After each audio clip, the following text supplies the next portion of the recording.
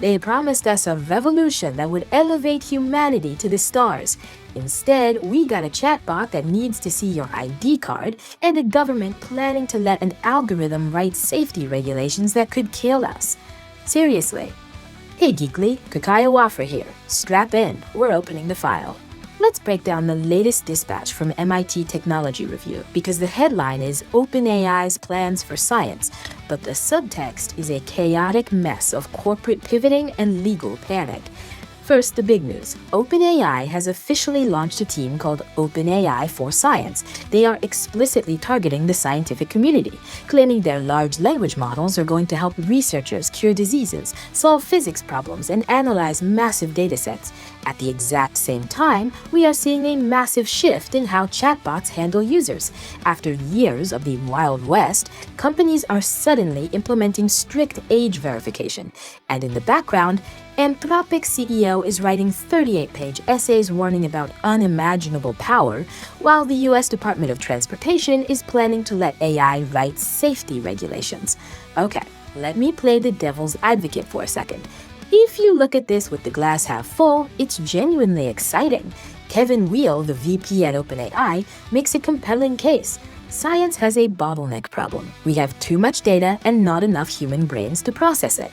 If an AI can read 50,000 research papers in an afternoon and spot a protein structure that could cure Alzheimer's, that is a net good for humanity.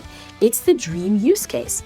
And regarding the age verification, it's about time. We know that models like Grok, which a new report just confirmed is absolutely unsafe for children, are out there spewing toxic nonsense. If tech companies are finally putting up gates to keep 12-year-olds away from radicalization algorithms, we should be applauding that responsibility.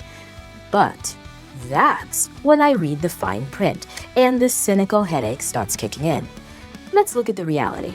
OpenAI pivoting to science isn't just altruism, it's a survival strategy. The consumer hype train is slowing down. You can only sell so many $20 subscriptions to college students trying to cheat on essays.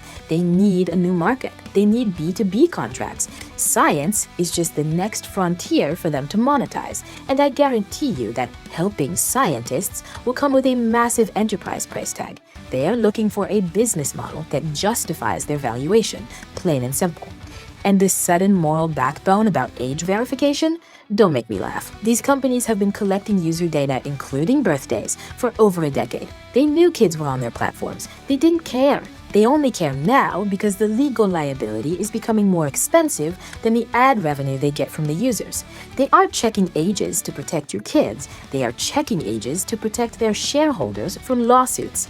The hypocrisy reaches its peak when you look at the sidebar stories. We have Anthropic CEO warning about the dangers of superintelligence, acting like the philosopher king of the future, while simultaneously the US government is acting incredibly reckless. ProPublica just reported that the DOT wants to use AI to write safety rules. Not assist, write. If an AI makes a hallucination in a college essay, you get an F. If it makes a hallucination in a federal safety regulation regarding traffic or aviation, people die. Yet, the tech industry is silent on that, focusing instead on whether TikTok users can type the word Epstein in a DM, which, by the way, apparently they can't right now. It feels like we're watching a car crash in slow motion. On one hand, you have tech workers begging their CEOs to speak out against ICE, trying to hold on to some shred of ethical high ground. On the other, you have companies rushing to replace the International Space Station with private commercial outposts, turning low Earth orbit into a landlord's paradise. It's not about advancement anymore. It's about enclosure. They want to own the science, they want to own the safety regulations, and they want to own the verification of your identity. Link in the description for the full rundown. So, tell me in the comments, do you trust OpenAI to handle the world's scientific data? Or is this just big tech trying to patent the cure for the common cold? Team progress or team profit? Fight it out below. Alright, that is the file on this tech drama closed and sealed. If you dug the breakdown, you know the drill. Smash that like button, subscribe, and make some noise in the comments so the algorithm knows we exist. If you want to support the hustle and buy me a strong coffee, the link is waiting for you right down below. But hey, real talk before you bounce. Did you clock the reference in the background today? Am I giving off major dystopian cyberpunk vibes, or is this a specific game lobby? Drop your guesses in the comments. I need to know if the aesthetic is landing, or if I just look like a glitched NPC. Catch you on the next one. This was Kikai Wafra for News Geekly Tech. Peace.